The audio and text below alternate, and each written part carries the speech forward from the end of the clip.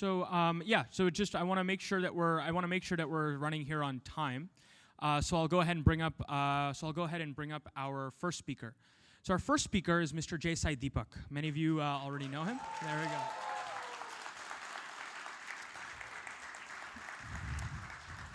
So I'll give him a short introduction, but by the sounds of that, it doesn't look like he needs one. So Mr. Deepak is an arguing counsel before the Supreme Court of India.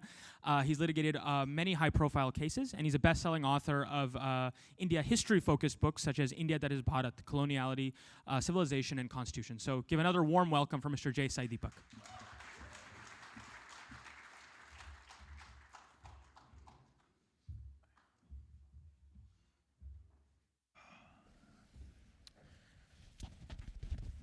All right. Can we hear us? Okay, perfect. Am I audible? Good. Okay, perfect. Okay, so let's go ahead and dive right in. So, Mr. Deepak, you've written a lot about, in recent years, about India's history. You've commented a lot about India's history, and in the last few years, there's been a lot more interest, both in India but around the world, about what India's history really is and how to talk about it.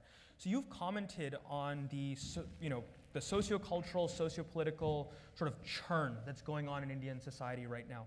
So especially for those of us who are, like myself, Indo-American, could you please summarize and explain what is going on in India? What is this new interest in history from the level of people and from the level of the state? Could you summarize that for us? So first of all, thanks to SIPEC for giving me an opportunity to interact with the audience here.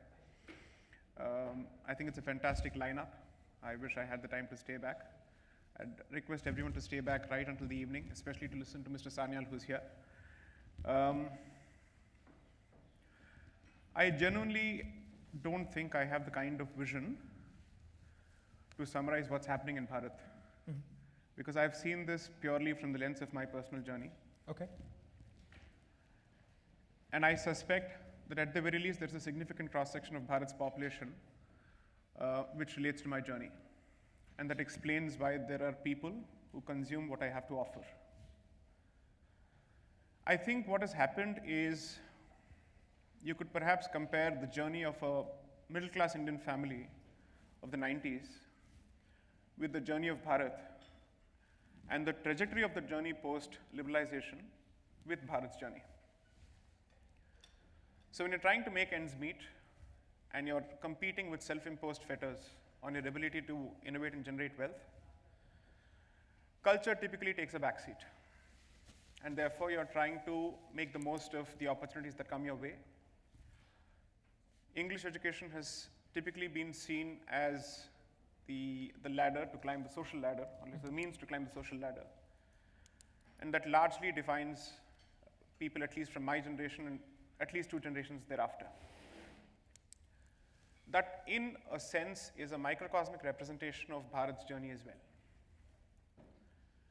My own sense is, if Bharat had not adopted the proto-Soviet model, so to speak, and had liberalized the market much before, in addition to, of course, setting up certain public sector units, which was very important for a nascent, fledgling, independent country,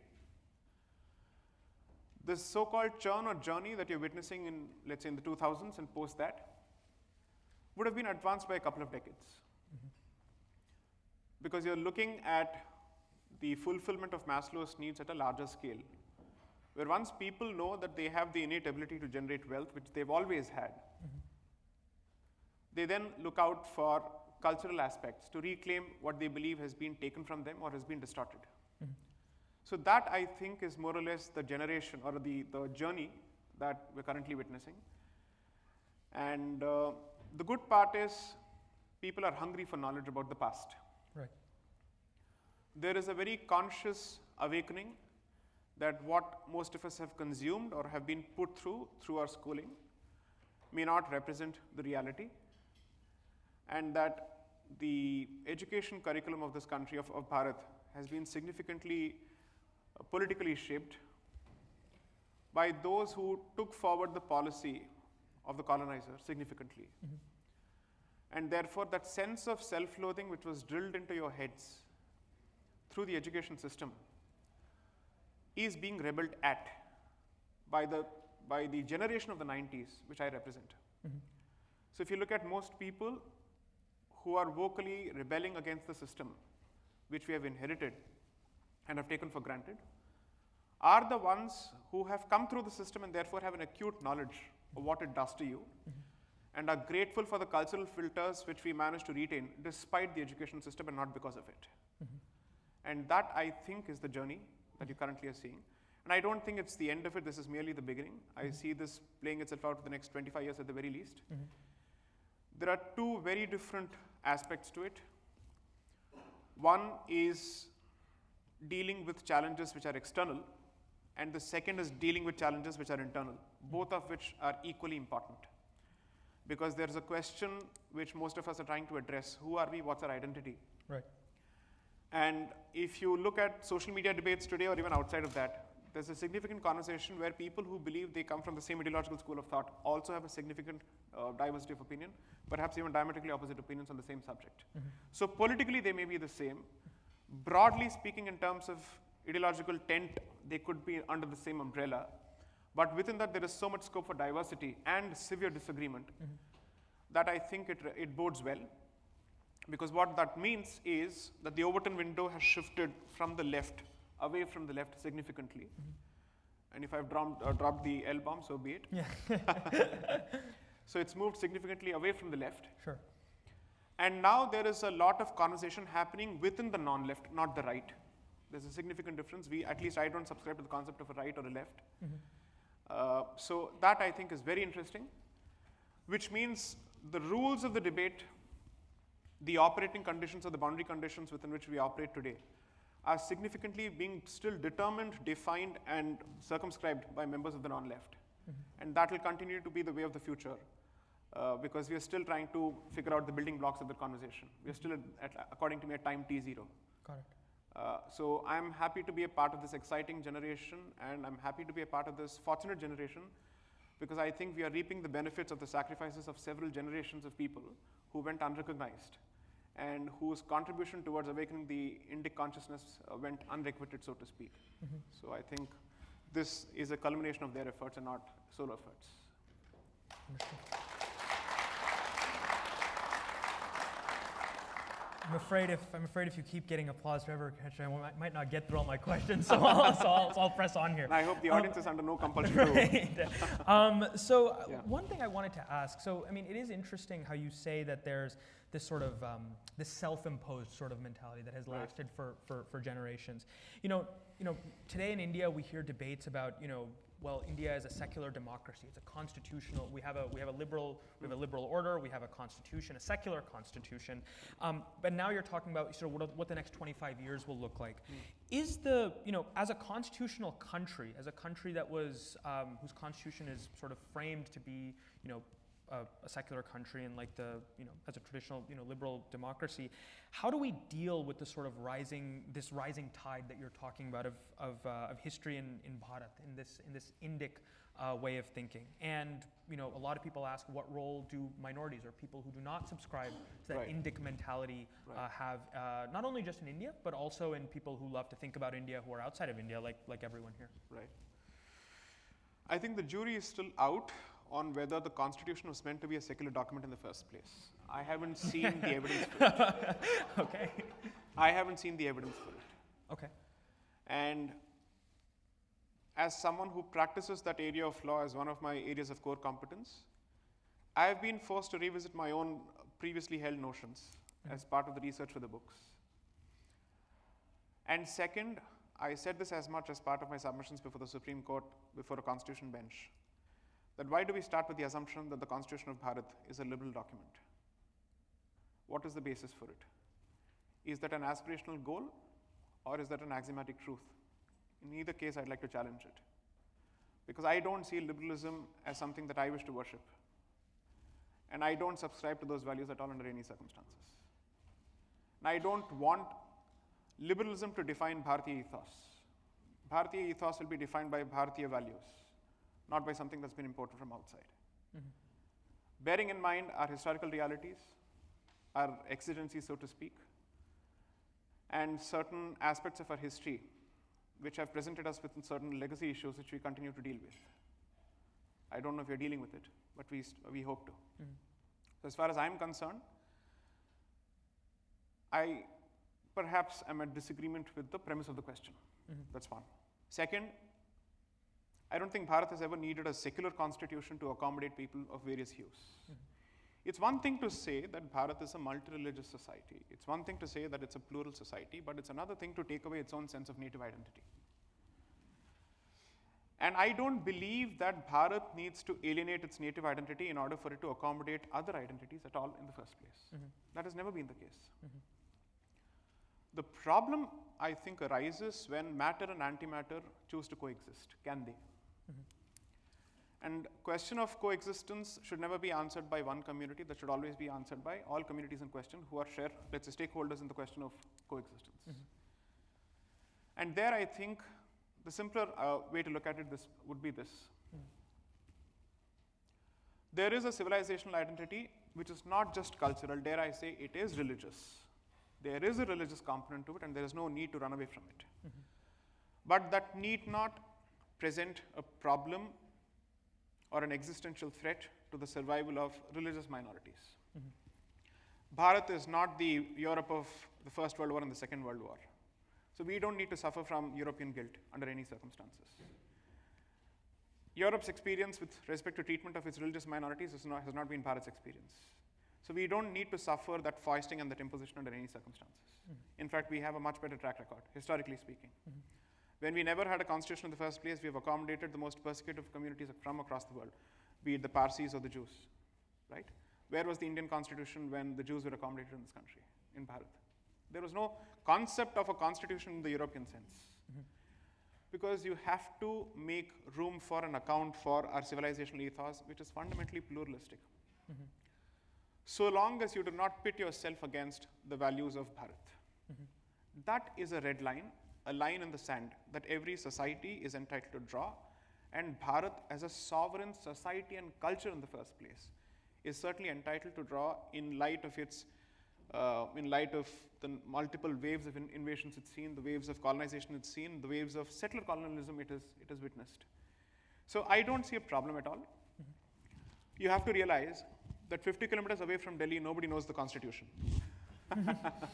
So it's not the constitution that's protecting people. In a country that's the size of Bharat, with 1.4 billion population, do you really think people walk around with the constitution? Can I do this? Does the constitution permit me to do this or not? Right. I don't think that's how it works. Right. You should ask a simpler question. Why is it that in a country of the size and scale of Bharat, which is actually a subcontinent that masquerades as a country, and with the kind of resource deficit it has, why is it still largely peaceful? How many countries can you imagine with the best of first world facilities which can manage the population of Bharat, and even if the size is bigger? I don't think that's going to happen. Right. Because you depend on law and order, but Bharat society functions on an internal cultural barometer. Never underestimate that. Right. So rule of law is good, but there is a rule of dharma that precedes the rule of law, which has animated Bharat society for generations, for eons. And that, I hope, continues to be the way, because if you hope to put faith entirely in the legal basket, allow me to say this as a lawyer, it's a self-defeating proposition for a lawyer to make. The justice dispensation system rarely works in most jurisdictions, and it works for people with deep pockets. For everybody else, there's dharma, period.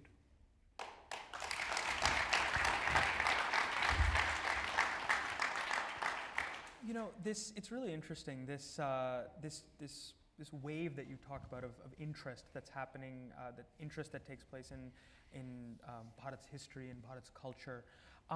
Do you see it as something, we talk about how it's happening in India as a consequence of, people are now more economically prosperous, people have this new interest, but seated in front of you are primarily members of the diaspora community. So a lot of people, I would guess, who in that sort of 90s generation that you're talking about, came to the United States right. in seek of economic opportunity. Do you see that the same vigor of rising interest in that history, in that culture? Do you think that it's sort of on the right track, or do you think that it's going in a non-productive direction?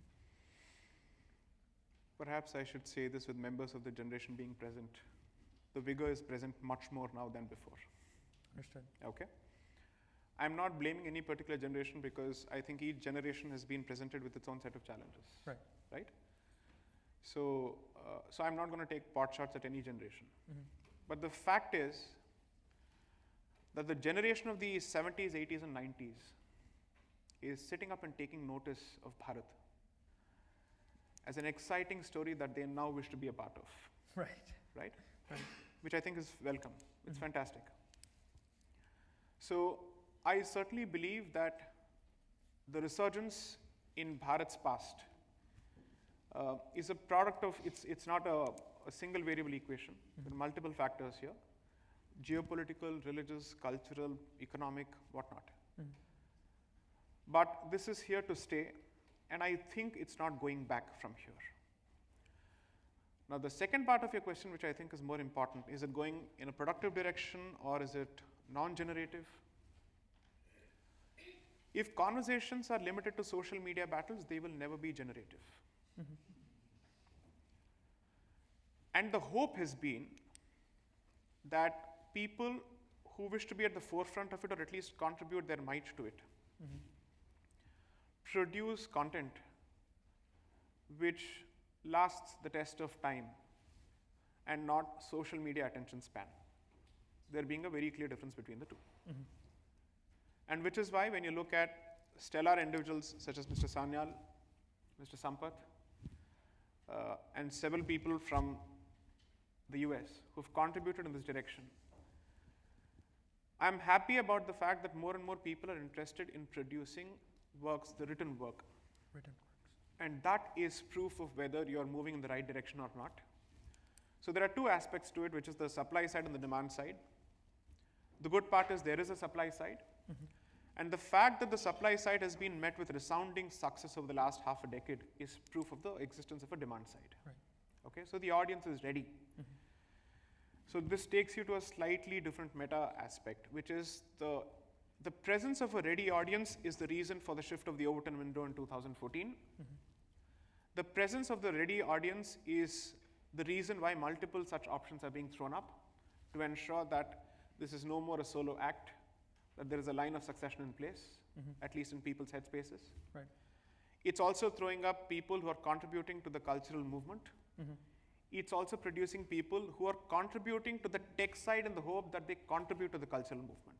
Right. So these conversations are not happening in silos anymore. And there's a reason for it. If a certain platform chooses to deplatform people like me because it believes that I'm dangerous, then we need alternatives.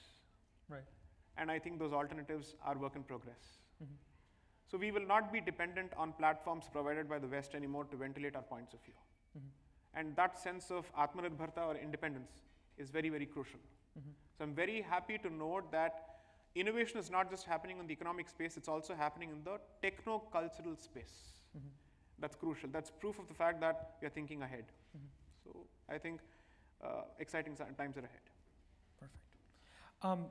You know, I want to talk a little bit more about, you know, the diaspora sort of community. Like, there's this rising tide. There's a rising tide of interest in Bharat from that Indic point of view. A lot of the people seated here, especially we're in the Bay Area, so tech, healthcare. These are all fields that people are contributing to here in the U.S. and hopefully by extension to India. But you know, this is an election year, both in the United States, and in India. There comes the landmine. Yeah, we're gonna get there at some point. Without asking you what your predictions are, right. What I would like to ask is sort of. I'm not the one to shy away from predictions. I know. So while you know, one thing that's always stood out to me. So I grew up in Texas. So I grew up in a pretty red part of this country, and I grew up in a family who you know, supports a lot of the sort of sociocultural shift that's going on in India. One thing that's always perplexed me is the sort of difference in opinions that people have in the United States context and in the Indian context. Do you see the sort of this new Indic awakening, let's call it, the way people are thinking?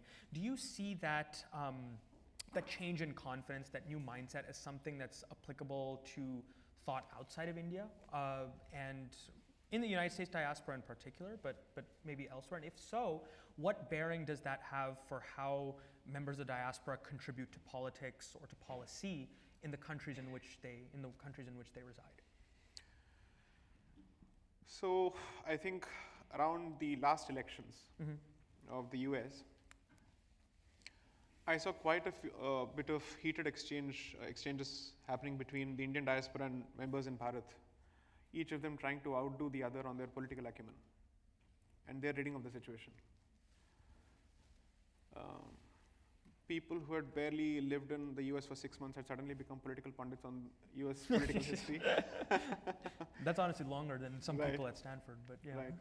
I think they acquired political acumen faster than they could acquire the accent of the US. Yeah.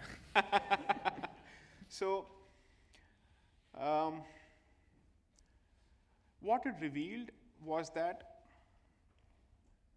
Indic thought in the US Indian diaspora is perhaps equally divided between the blue and red states. Which is why one of the things that I decided to do was to recede from that conversation for a very different reason altogether, because that conversation seemed more like an investment in a political ego as opposed to what matters to me and which is my bottom line in all conversations: civilizational interest. I have very little interest in political outcomes if it does not have a tangible bearing on my civilizational interest. So in that sense, you can call me a single agenda fanatic if you want. I have no problems whatsoever being branded as such. And that has been my approach both in Bharat as well as outside of it. Anybody who advances our interest as a civilization will be seen as a viable option.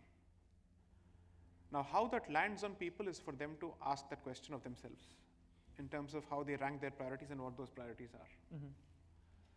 I'm interested in only two things. This is in the specific context of Indian diaspora here, or Bharatiya diaspora in the US. Their safety. Whoever can ensure their safety will take precedence for me. Whoever can ensure that they continue to contribute productively to this country's economy without having to think of possible ghettoization, I will think of those options. Whoever does not have an overt or covert animus towards Bharat, those are my options. Whoever understands that it's best to stay out of Bharat's internal politics, that's my option. These are the boxes that someone needs to check. And whoever fills in these boxes, I'm comfortable with them. I have no other problems. I have no problems with their local political affiliation whatsoever. Because I don't pretend to understand the local realities. And I don't wish to as well at this stage. My skin in the game is limited to the safety of my people, namely the Bharatiya diaspora, period. So as long as their interest is secure and nobody interferes with their ways of life and does not reinforce negative stereotypes that they've inherited from the British master, I will certainly think of those options as viable options. Beyond that, I don't care. Got it. You know, in the last few years, I have not sidestepped a landmine. This is my honest answer, because it's easy to get mired in political conversations and forgetting what is truly at stake. And that's increasingly happening both in Bharat and here. That is at least my outsider's reading of the situation. So I'm more interested in understanding what should be our priorities and then focusing on who's best positioned to deliver the goods on those priorities, as opposed to reverse engineering the person and then foisting my priorities on the person. Got it.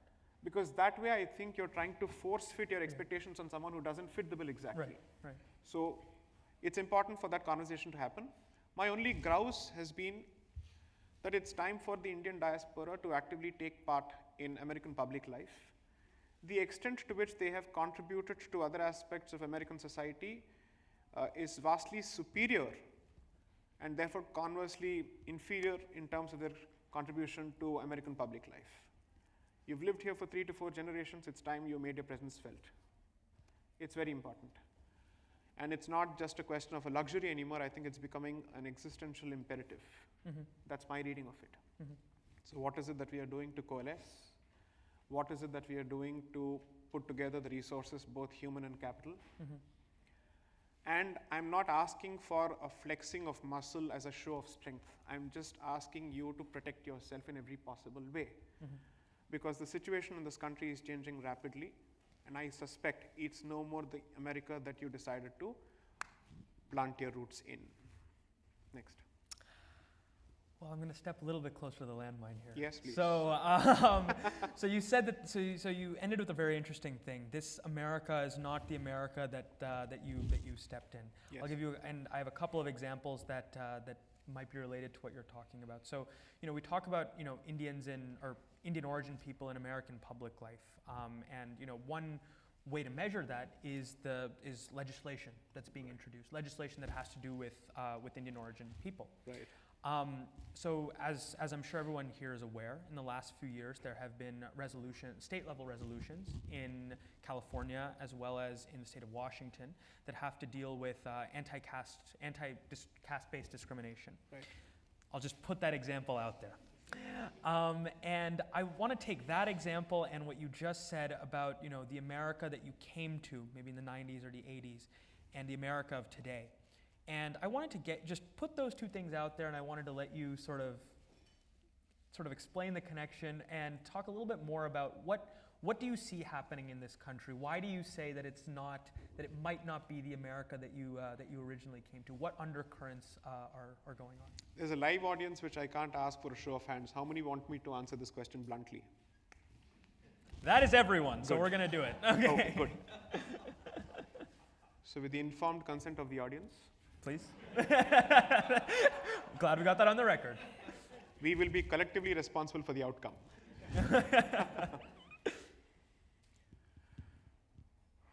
In 2019, I delivered a lecture in Pasadena. And I told them very specifically that you should anticipate what we call reservations in the private sector in the US through the DEI route. I said this in 2019. I was laughed off. Wow. And I said there was a legal proceeding which was underway then. I said it's not coincidence. Somebody is testing waters. And I think a soft underbelly stands exposed. And the caste narrative of Bharat will now be exported to America, is what I specifically said. Whether I stand vindicated or not is the question. But the question is, were people in a position to read all of this? Were they ready to respond to it? My honest, candid, harsh assessment is it was too little, too late. It was 11th hour reaction. Which also means that we were so busy with the STEM side that we did not pay enough attention to the humanities side. And that reflects very poorly on our ability to understand the power of humanities to shape minds and narratives. And I'm being benign about it. I think it's being used for thought control is my blunt answer. So I genuinely believe that it's time that at least now, the Bharatiya diaspora, the operative word being Bharatiya diaspora, takes the issue seriously and encourages the study of humanities. Otherwise, while you contribute tax dollars, your fate will be decided by people who shape policy. It's inevitably by people who control humanities. As simple as that. And I say this as a former engineer turned litigator who understands the power of innovation and the power of policy. Policy usually trumps innovation. So I think this was the first time where there were concerted efforts on the part of the Bharatiya diaspora to voice its serious, let's say, disagreement with the policy. Perhaps the last time was in 2016, the California book crisis. I think that was one of those instances. But between 2016 and 2019, has there been a greater ground movement for people to actively watch out? I'm not sure. I genuinely hope that these resolutions, what is it, SB 403 and something else, awakens them and they don't go back to their default state of slumber, civilizational slumber. Because mischievous actors have firmly planted their feet here. And we should expect more tumultuous times ahead. Two, you cannot hope to address this issue without getting into history whatsoever. A few weeks ago, I published a piece in the Indian Express. The title of the piece, and I'm going to stir the hornet's nest here. The title of the piece was, "Caste is a Western Construct, so what?" Indian Express did something very mischievous. They edited the title of the piece and they didn't play it back to me before they published it. The title of the piece was, finally, when it was published, "Caste is a Western Construct." So to anyone who reads the piece and focuses exclusively on the title, it seems I'm blaming the colonizer entirely for our caste structure.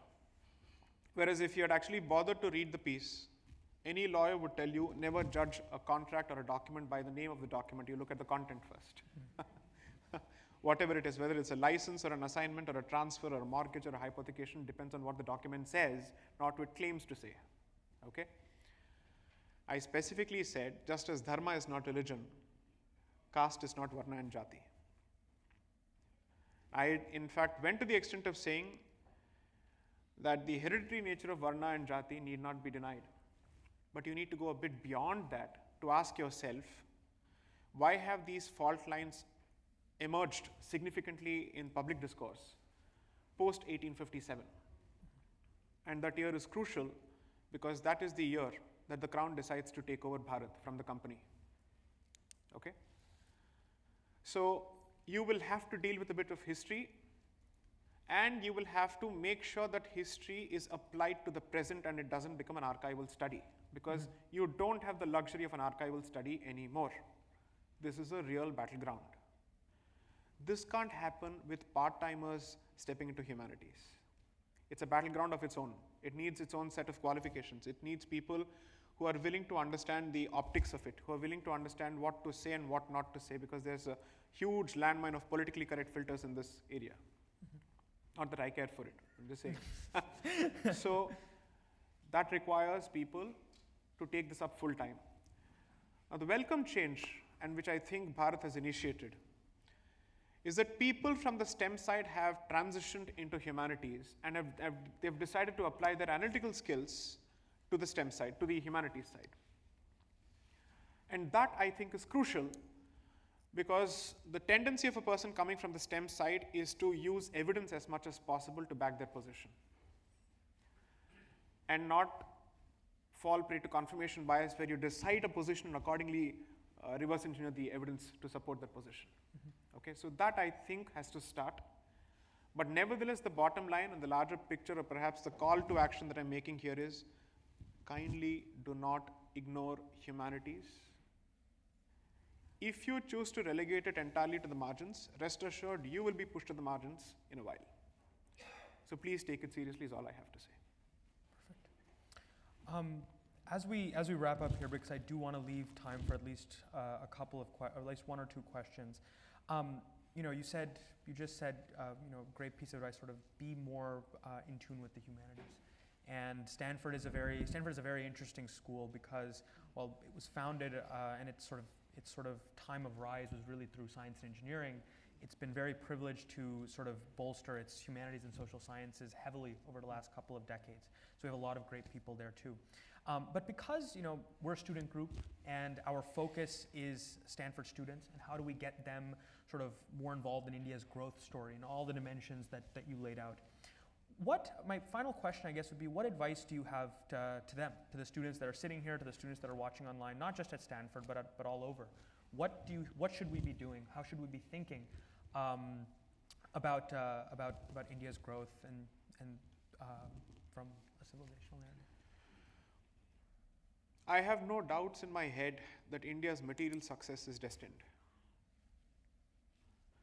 I'm more interested in its ability to retain its identity while this happens. And the challenge here is slightly more psychological, which is how do we get Indians to look at Bharat from an insider's perspective and not an outsider's perspective? Mm-hmm. And that perhaps is a greater problem with people living here, not because there's a peculiar manufacturing defect,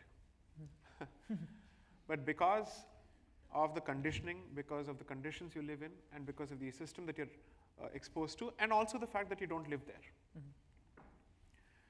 So one of the things that I've tried to address through whatever little I've been able to put out in the public domain is how do we get Bharatiyas to not see their culture through the prism of a tourist, right, who's looking for cultural relics, but who has to look for living traditions and living societies. Understand them from their perspective, not to necessarily defend everything, but also not to start with the premise, they need reform. right, They need to be civilized. I think that the shelf life for that kind of an approach is way past. I mean, I think we are way past that. right. So that, I think, is the trick. Mm-hmm. And that's not going to happen unless and until you actually are in active touch with your roots. Everything else follows from that. Allow me to say this, the so-called challenge is not cultural. It is not political. It is not economic. And it is certainly not, civilizational is too soft a word. It is actually ontological.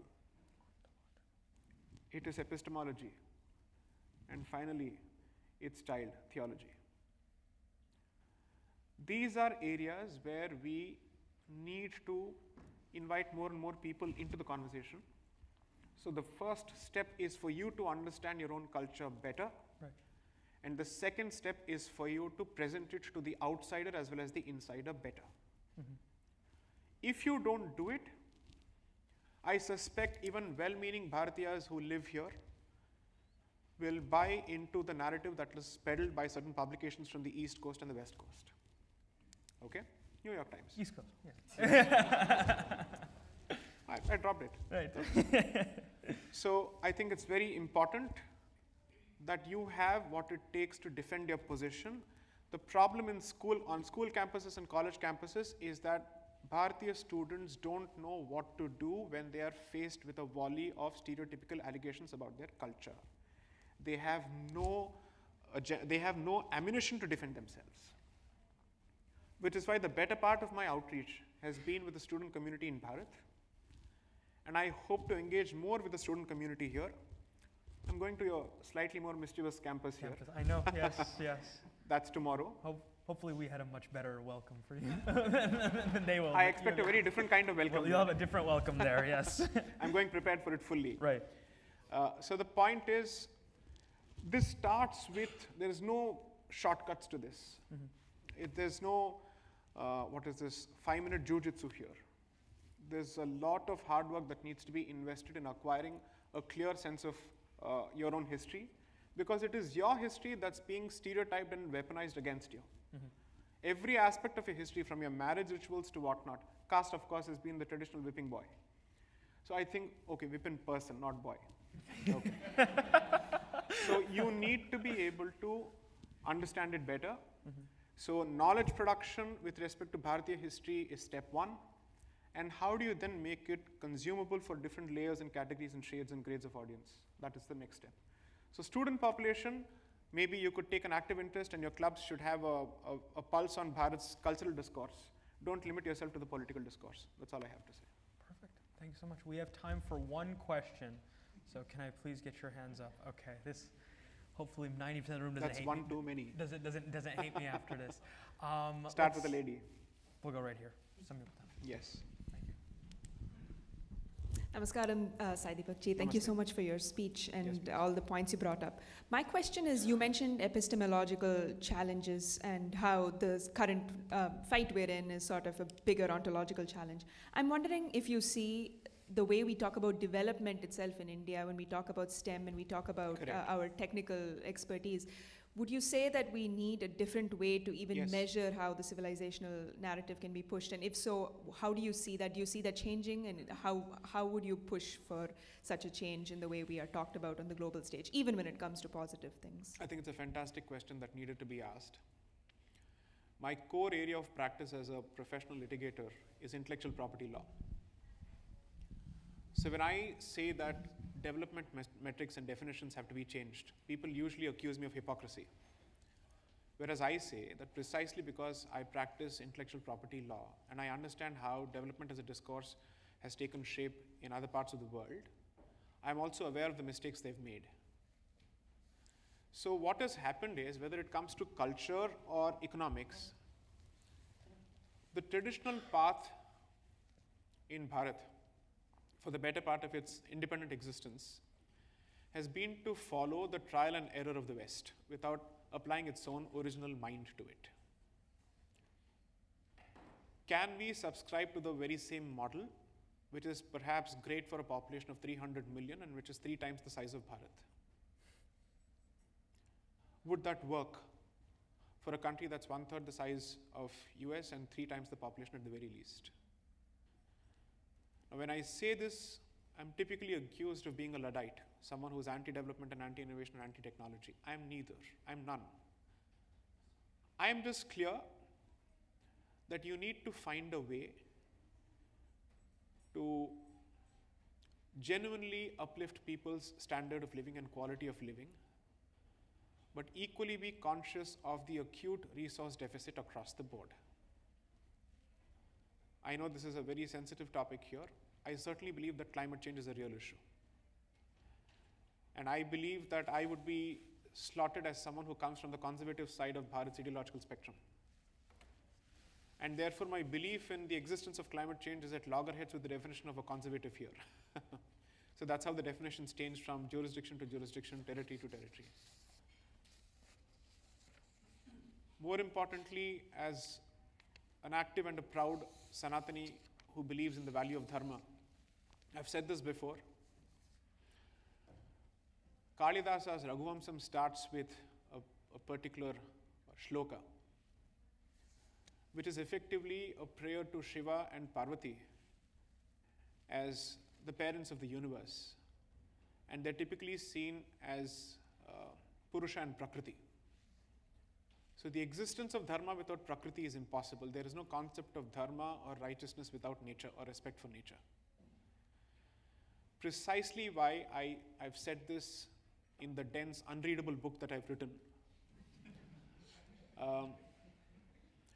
that if civilizationalism is used as a political tokenage merely to beat the other side in an argument, and it is reduced to a brownie point, then you will never apply it as an active filter and an active test when it comes to development or defining development.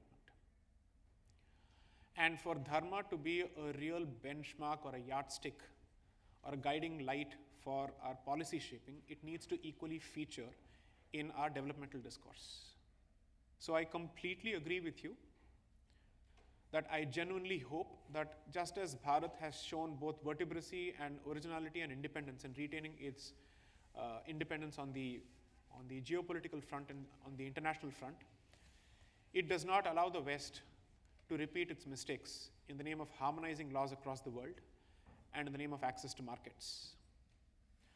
Because they are interested in your markets, but we have a long-term sustainable interest to cater to, which is our own existence. So I hope, to borrow an adage from the colonial master, we don't act penny wise and pound foolish. Next. That's all we have time for, folks. Thank you so much, sir. Thank really you. appreciate it. Thank you. Thank you. Thank you. And before we have you go, we are going to give you something that you can wear to your visit tomorrow to our favorite campus. There you go. So we'll have one photo taken. Does it Thank say you. Jai Shri Ram? It does not. You can write it on. We can do that for you. There you go. And we'll get one photo here, please. There you go. All right.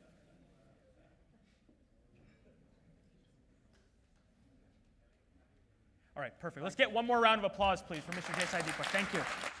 Thanks so much.